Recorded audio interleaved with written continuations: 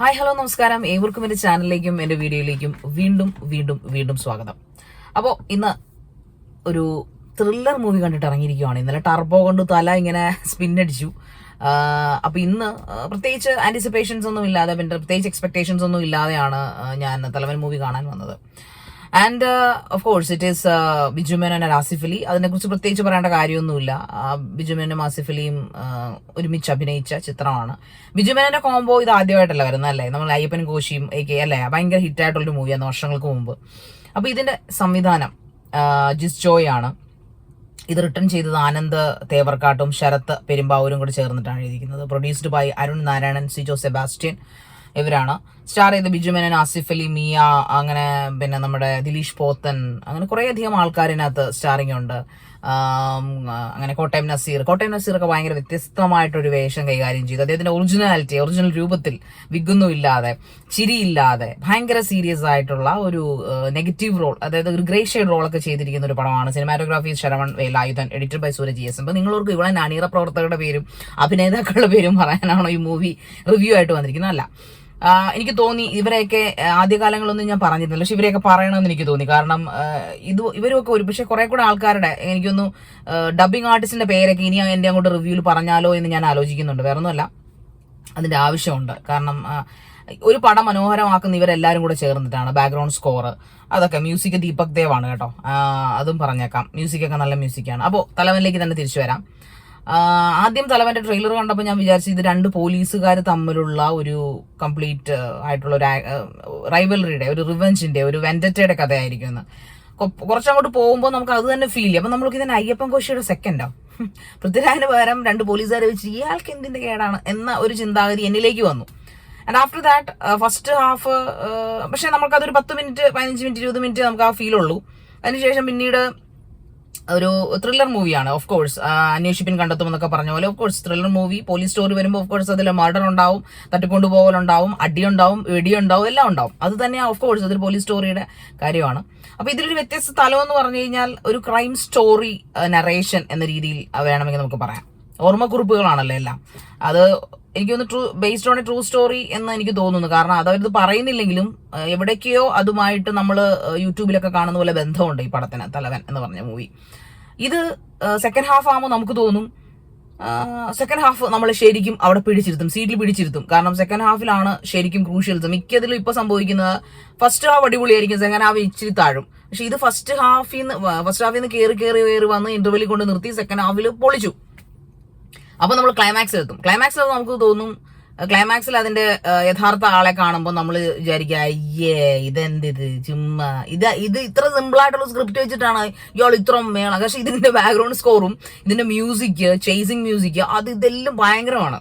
അതായത് നമ്മൾ അഞ്ചാം പാതിരയൊക്കെ ആ ഒരു ലെവലിലാണ് മ്യൂസിക് പോയിരിക്കുന്നത്. അപ്പൊ നമ്മൾ ഓർക്കും, ഓ ഇത്രേ ഉള്ളോ, എന്റെ പഞ്ച് ഇത്രേ ഉള്ളൂ, പഞ്ച് പോരാ എന്ന് നമ്മൾ ചിന്തിക്കും. പഞ്ച് പോരാന്ന് നമ്മൾ ചിന്തിക്കുന്ന മൊമെന്റിലാണ് അടുത്ത പഞ്ചിങ് ട്വിസ്റ്റ് വരുന്നത്. അതാണ് എനിക്ക് ഈ പടത്തിൽ ഞാൻ പറഞ്ഞു വെച്ചത്. ഈ പടത്തിന്റെ ഹൈലൈറ്റ് എന്ന് പറയുന്നത് ആ പഞ്ചിങ് ട്വിസ്റ്റുകളാണ്. അതായത് അവസാനം വരെ എനിക്ക് തോന്നുന്നു ഒരു സെക്കൻഡ് ഹാഫ് മുതൽ, ഫസ്റ്റ് ഹാഫ് അത്രയും ഫീൽ ചെയ്തില്ല, പക്ഷെ സെക്കൻഡ് ഹാഫ് തൊട്ട് ക്ലൈമാക്സ് വരെ നമ്മളെ ആ ഒരു ട്വിസ്റ്റോട് ട്വിസ്റ്റാണ് ഈ പടം. സ്ക്രിപ്റ്റ് ഇച്ചിരി ബലഹീനമാണെന്ന് എനിക്കൊരു ഡിഫക്റ്റ് ആയിട്ട് തോന്നി. സ്ക്രിപ്റ്റ് ഇച്ചിരി ബലഹീനമാണ്. ക്ലൈമാക്സിലെ പ്രതി, അല്ലെങ്കിൽ നമ്മള് ഓപ്പോസിറ്റ് നിൽക്കുന്ന അതിന്റെ വില്ലനെ കഥാപാത്രത്തെ പുറത്തേക്ക് കൊണ്ടുപോയി നമ്മൾക്ക് അയ്യേ ഇതാണോ വില്ലൻ, അയ്യേ ഇത് പോരാ, ഇങ്ങനെ പാടില്ല. പക്ഷെ നമ്മൾ ചിന്തിക്കും. പക്ഷെ ആ പോയിന്റിൽ ഇവരപ്പൊ വേറെ ഒരു റിവേഴ്സ് ഗിയർ എടുത്ത് വേറൊരു വഴിയിലേക്ക് നമ്മളെ കൊണ്ടുപോകും. അത് ഒരു റൈറ്റേഴ്സിന്റെയും സംവിധായകന്റെ മികവും ഒക്കെ ആയിട്ടുണ്ട്. ഒരു തരത്തിലും ലാഗ് ഇല്ലാത്തൊരു പടമാണ്. പഞ്ചായിട്ട് നിൽക്കും, ഇടിച്ചിടിച്ച് നിൽക്കുന്ന ഒരു പടമാണ്. ഒരു ട്രൂ പോലീസ് സ്റ്റോറിയാണ്. അത് ഒരു വ്യത്യസ്തമായിട്ടുള്ള ഫ്രെയിമിൽ കൊണ്ടുവച്ചിട്ട് അവര് അത് നന്നായിട്ട് ചെയ്തു.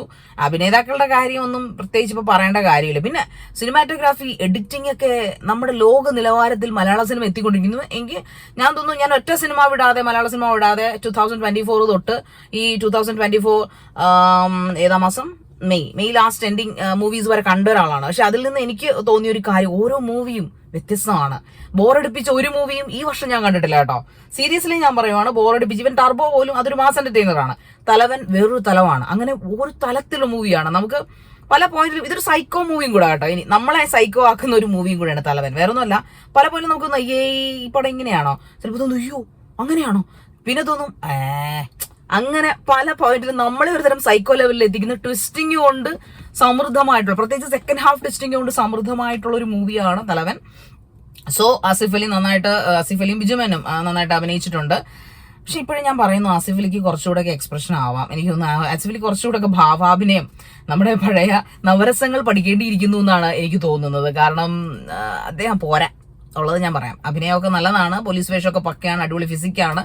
പക്ഷെ എനിക്ക് ആസിഫ് അലിയോട് പ്രത്യേകിച്ച് വൈരാഗ്യമൊന്നുമില്ല കേട്ടോ. എനിക്ക് അയാളെ ഇഷ്ടമായിരുന്നു ആദ്യ കാലങ്ങളിൽ. പക്ഷെ പിന്നീട് ഒരു മാറ്റമില്ല. ഒരു കലാകാരന് മാറ്റം വേണം, ഒരു സ്റ്റൈൽ ചേഞ്ച് ആവണം. അതിപ്പോ യൂട്യൂബർ ആയാലും എന്നെ തെറി പറയുന്ന കുറെ ആൾക്കാരുണ്ടാവും. പക്ഷെ നമുക്ക് മുടിയിലോ മസിലോ അല്ല, മറിച്ച് എക്സ്പ്രഷനിൽ ആസിഫ് അലി ഫെയിലിയർ ആവുന്നു എന്ന് എനിക്ക് പലവട്ടം തോന്നിയിട്ടുണ്ട് പടങ്ങൾ കാണുമ്പോൾ, ഇൻക്ലൂഡിങ് കൂമൻ, അങ്ങനെ കുറെ പടങ്ങളൊക്കെ. അയാളെ കോമനിലും പോലീസ് വേഷമായിരുന്നല്ലോ. സോ എനിക്ക് പറയാനുള്ളതെന്ന് വെച്ച് കഴിഞ്ഞാൽ, പോലീസ് വേഷത്തിൽ ആസിഫ് അലി കുറച്ചുകൂടെ വ്യത്യസ്തത, എക്സ്പ്രഷനിൽ വ്യത്യസ്തത പിന്നെ വരുത്തേണ്ടിയിരിക്കുന്നു എന്നാണ് എനിക്ക് തോന്നുന്നത്. പക്ഷെ Biju Manish as usual he's such A versatile actor. അതെനിക്ക് പറയാനൊന്നുമില്ല. അദ്ദേഹത്തിന്റെ കണ്ണുകൾ കൊണ്ടാണ് എല്ലായ്പ്പോഴും അഭിനയിക്കുക, അല്ലെങ്കിൽ അദ്ദേഹത്തിന്റെ ചിരികൾ കൊണ്ടാണ് അഭിനയിക്കുക. അതൊരു സൗണ്ട് ഉണ്ട്, എല്ലാത്തിലും അദ്ദേഹം ഒരു വെറൈറ്റി മനുഷ്യനാണ്. അദ്ദേഹത്തെ കുറിച്ചൊന്നും ഇതിനകത്തൊന്നും പറയാനില്ല. പക്ഷെ ആസിഫ് അലി ഓഫ് കോഴ്സ് എനിക്ക് താങ്കളോട് പറയാനുള്ള ഒരു കാര്യമുണ്ട്. താങ്കൾ കുറച്ചുകൂടെ എക്സ്പ്രഷനിൽ ഇമ്പ്രൂവ് ആകണം. ഇത്രയും എക്സ്പീരിയൻസ് ഉള്ള നടനാണ്, ഞങ്ങളൊക്കെ ഓർത്തിരിക്കാൻ ഇഷ്ടമുള്ള, കാണാൻ ഇഷ്ടമുള്ള, പറയാൻ ഇഷ്ടമുള്ള നടനാണ്. സോ താങ്കളുടെ ഞാൻ ആരുമല്ല, ഐ എം നത്തിങ്. പക്ഷെ എന്നിരുന്നാൽ പോലും അഭിനയത്തിൽ എനിക്കൊന്നും അറിയില്ല അഭിനയത്തെക്കുറിച്ച്. പക്ഷെ എന്നിരുന്നാലും ആസ് എ പ്രേക്ഷകൻ എന്ന് ഞാൻ പറയുകയാണ്, ആസിഫ് അലി കുറച്ചുകൂടെ എക്സ്പ്രഷൻ മാറ്റപ്പിടിക്കേണ്ട സമയം അതിക്രമിച്ചിരിക്കുന്നു. ഇല്ലെങ്കിൽ താങ്കളുടെ കാര്യം പോക്കാണ്.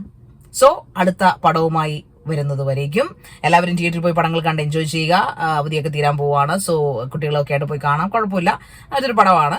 So enjoy the movies and take care. Bye bye, love you all, see you soon.